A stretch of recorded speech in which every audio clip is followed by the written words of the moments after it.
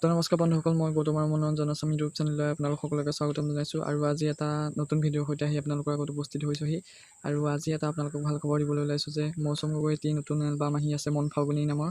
আৰু এই মন ফাগুনি নামৰ এলবামটিত অভিনয় কৰিছে নৱাগত অভিনেতা কিশোৰ আৰু লগতে সাজু ৰহমানে।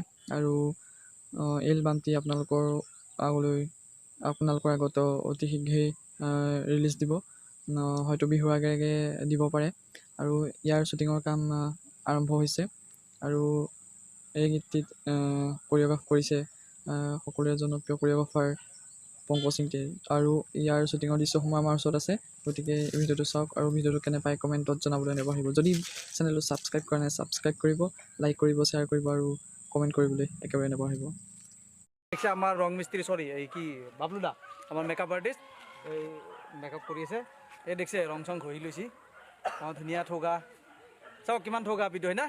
ব্লেক এণ্ড হোৱাইট চিনেমা যদি চাব মন আছে, তাই হিৰ'ইন ল'ব আৰু মোক হিৰ' ল'ব, ব্লেক এণ্ড হোৱাইট ফিল্ম বনি যাব। এই ভনিতা আমাৰ মৌচুম দাৰ মন ফাগুনি 2020 এটি খুব সুন্দৰ গীত 9 আৰু 090 কল্পনা গগৈ আজি শ্বুটিং চলি আছে। কি ক'বা? নমস্কাৰ, মোৰ অভিনয় জগতৰ এইটো প্ৰথম ভিডিঅ' হয়। মন দাই গাইছে, আশা কৰোঁ আপোনালোকে খুব ভাল পাব, গানটো আদৰি ল'ব। নমস্কাৰ। এইফালে দেখিছে আমাৰ লগত কিশোৰ কুমাৰ আছে। নমস্কাৰ। কিশোৰে আপুনি এইফালে আকৌ ইফালে আহি গ'ল বা কেমেৰাটো লোৱা হেঁপাহ একো নাই, অলপ মুখখন দেখাই দিয়ে, বহুত হেঁপাহ পাব, অলপ ওলাই লওক। বৌয়ে চাই আছে কিজানি। বৌ চাওক, এই চাওক আছে ইয়াতে শ্বুটিঙত আছে, শ্বুটিঙত আছে নাই নাই এইটো বৌয়ে দেখা পাব। আচ্ছা কিশোৰে কি ক'বা? খুব ধুনীয়া গান এটি কৰি আছো আমি শ্বুটিং মন ফাগুনি 2020 মৌচুম দাই। ইতিমধ্যে শ্বুটিং আমাৰ চলি আছে আৰু কোৰিঅ'গ্ৰাফি কৰিছে পংকজ সিংটি। আৰু খুব ধুনীয়া এটা স্পেচিয়েল বস্তু আছে, টিকটকৰ কাৰণে এটা স্পেচিয়েল আমি আপলোড দিম আৰু অতি সোনকালে আপোনালোকে টিকটকত পাই যাব। খুবেই ধুনীয়া গান, সকলোৱে ভাল পাব বুলি আশা কৰোঁ। যেনেদৰে অডিঅ'টো যিমান ধুনীয়া, আমিও ভিডিঅ'টো বেষ্ট দিবলৈ ট্ৰাই কৰিছোঁ। কিশোৰক ধন্যবাদ জনাইছোঁ। এইফালে আৰু আছে, মই এইফালে চব পইচা হিচাপ কৰি আছে। এই মৌচুম দাৰ আমাৰ মেনেজাৰ। কি ক'ব, শ্বুটিঙত কেনেকুৱা লাগিছে? শ্বুটিংটো নিশ্চয় খুব, আপুনি পইচা গণি আছে কেইটকা গ'ল? আমি হিচাপ নিকাচৰ মানুহ। য'ত তোমালোক আছা, য'ত মৌচুমে গান বনাইছে, যিটো গীতত পংকজে বঢ়িয়াকৈ পৰিচালনা কৰিছে, তাত ভাল এতিয়া মই হিচাপৰ মানুহ, মই হিচাপ দিবই লাগিব। গতিকে সেয়েহে মৌচুমৰ যিটো অনুভৱ, মৌচুমে যিটো লিখিছে, মৌচুমৰ পৰা জানি লওক গীতৰ কথাটো। আৰু হিচাপ নিকাচ লগা হ'লে মোৰ ওচৰত আহিলেই হ'ল, মুনিনজী বঠাই ইয়াতে। অ'কে। আমাৰ লগত অসমৰ জনপ্ৰিয় কণ্ঠশিল্পী, আমাৰ সকলোৰে মৰমৰ, আমাৰ শ্ৰদ্ধাৰ মৌচুম গগৈ ডাঙৰীয়া আমাৰ লগত আছে। মৌচুম দাৰ খুব ধুনীয়া মন ফাগুনি 2020 990 কল্পনা গগৈ, কি ক'ব? একচুৱেলি খুব এক্সাইটেড হৈ আছোঁ। বহুত বছৰৰ পিছত, প্ৰায় 2015 চনত লাষ্ট মন ফাগুনি এবাৰ কৰিছিলোঁ। তাৰপিছত মোৰ যিখিনি ফেন ফলোৱাৰ আছে, যিখিনি মোৰ শুভাকাংক্ষী আছে, অসমৰ ৰাইজৰ বিপুল দাবীত এইবাৰ আকৌ মন ফাগুনি কৰিছোঁ। আৰু তাৰে এটি গীত কল্পনা গগৈ শীৰ্ষক এটি গীত আজি শ্বুটিং চলি আছে। খুব সুন্দৰকৈ পংকজে পৰিচালনা কৰিছে, কৃষ্ণদা আছে, আমাৰ আটাই ইউনিট আছে, সকলোকে আপোনালোকে লগ পাইছে আৰু লগ পাব। আৰু ৰহস্যজনক কথাটো হৈছে কল্পনা গগৈ কোন? কল্পনা গগৈ এটা কল্পনা। আচ্ছা, কল্পনা গগৈ প্ৰত্যেকে নিজৰ নিজৰ কল্পনাক তাত বিচাৰি পাব। আচ্ছা, তাত কোনো পাৰ্টিকুলাৰ চেহেৰা নাই। তোমাৰ কল্পনা, তোমাৰ কল্পনা, মই কল্পনা, মোৰ যাৰ কল্পনা যি আৰু তো ৰাইজে গীতটো শুনিব। আৰু এনেকুৱা ধৰণৰ গীত মই আগতে কৰা নাই, বিহুসুৰীয়া খুব সুন্দৰ হৈছে, ভাল তো ৰাইজে খুব এনজয় কৰিব পাৰিব গীতটো। আৰু মই আশা কৰোঁ ৰাইজে এইবাৰ গীতটো আঁকোৱালি ল'ব। খুব ধুনীয়া হৈছে বুলি মই অনুভৱ কৰিছোঁ। যেতিয়ালৈকে যিমানখিনি মানুহে এতিয়ালৈকে শুনিছে, তো আশা কৰিছোঁ আপোনালোকেও ভাল পাব গীতটো।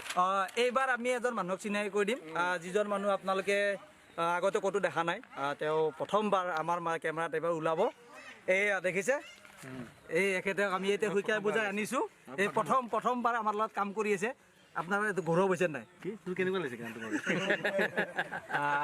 পংকজ দা, আপোনাৰ সকলো মৰমৰ পংকজ দা, আমাৰ পংকজ দা গানটো ডাইৰেকশ্যন কৰিছে। পংকজ দা কি ক'ব? মই আনাই কৰোঁ, চব ইয়ে কৰিছে, এতিয়াও ডাইৰেকশ্যন কৰিছে। যি নহওক, আৰু মৌচুম দাৰ লগত বহুত বছৰৰ পিছত গান কৰিছোঁ আমি, প্ৰায় 4 বছৰমানেই হ'ব চাগে। তাৰপিছত মন ফাগুনিখন কৰিছোঁ। মন ফাগুনি আৰু এবছৰ বহুত আগতে কৰিছোঁ আমি লখিমপুৰত চাগে। তাৰপিছত এইবাৰ আকৌ মই কৰিছোঁ। খুব ধুনীয়া গান আৰু আপোনালোকে ভাল পাব বুলি আশা ৰাখিছোঁ। আগৰ দৰে আমি CD কৰিলে যেনেকুৱা হয় ড্ৰামা থাকে গান এটাত, ঠিক তেনেদৰে কৰা হৈছে। চাগে বেয়া পাব নালাগে ৰাইজে। আৰু যিহেতু অডিঅ'টো খুব ধুনীয়া, টিকটক আজিকালি কৰি থাকে ছোৱালীবিলাকে, ছোৱালীবোৰেই নহয় ল'ৰাবিলাকো কৰে। সেই টিকটক, ফেচবুক, হোৱাটছএপৰ ওপৰতে গানটো, আৰু আশা কৰিছোঁ আপোনালোকে খুব আদৰি ল'ব। আৰু আপোনালোকে আদৰি ল'লেহে আচলতে আমাৰ উৎসাহ হয় কাম চাম কৰা। চাব, চাই পেলাই আপুনি কমেণ্ট কৰিব। আৰু ৰাইজে জানে যে পংকজ দাৰ কাম কিবা এটা স্পেচিয়েল থাকেই। নাই, স্পেচিয়েলটো তহঁতি এইবাৰ। আৰু আমাৰ লগত আছে অসমৰ জনপ্ৰিয় চিত্ৰগ্ৰহণকাৰী কৃষ্ণ সাহা, পংকজ দাৰ খুব ভাল বন্ধু। আগতে তেওঁলোকে বিভিন্ন অসমৰ ছুপাৰ ডুপাৰ হিট গান, ড্ৰামা গোটেইবিলাক দেখিছে কৃষ্ণ দা। কৃষ্ণ দা কি ক'ব? কেনেকুৱা লাগিছে? খুব ভাল লাগিছে। আপোনাৰ প্ৰাউড ফিল হৈছে মূল্যত ইমান বছৰ পিছত আকৌ কাম কৰি আছে আপুনি? নিশ্চয় নিশ্চয়। এতিয়া আপুনি ঘূৰি আহিব, গম পাইছেনে? আপুনি এতিয়া ঘূৰি আহিব, চাব মই ঘূৰি আহিম। ভালকে এক্টিং কৰক একদম। আপোনাক আপোনালোকে চাব, সাজুৱে ইমান ধুনীয়া এক্টিং কৰিছে। আকৌ মই ঘূৰি আহিম আৰু মোক ভাল পাব, কিজানি মোৰ কামবোৰ ভাল পাব সাজু থকাৰ কাৰণে। কিন্তু এটা গানটো খুব ধুনীয়া গান, ভাল লাগিছে গান শুনি। চেষ্টা কৰি আছো আৰু পংকজ দা টিকটক এটা ওলাব, কিমান ভাল কৰিব পাৰো, কিমান ধুনীয়াকে সজাব পাৰো। আজি সাজু, মানসো আছে, কিশোৰ আছে, ভনিতা চবে আমি চেষ্টা কৰি গৈ আছো। পংকজ দা ওলাব এটা শ্বটত, পংকজ দা ওলাব।